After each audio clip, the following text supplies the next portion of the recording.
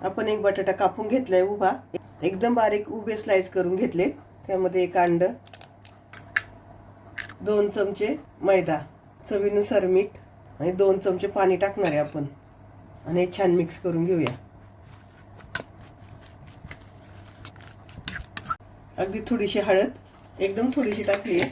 हे सगळं मिक्स करून घेऊ आपण. आपण तव्याला बटर लावून घेऊया. त्याच्यावर केलेले मिश्रण टाकूया. गॅस बारीक आहे आपला आणि पसरून घ्यायचं असं सगळीकडे.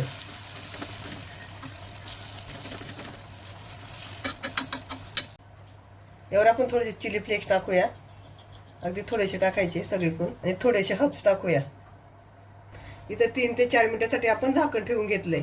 आपण झाकण काढूया. छान सुकलंय, वरून आपलं पूर्ण सुकलंय. इथं आपण 2 मिनिटासाठी झाकण ठेवणार आहे आणि गॅस मिडियम केलाय. झाकण काढूया आणि पलटी करूया.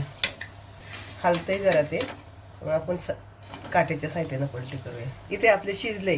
आता आपण गॅस बंद करूया.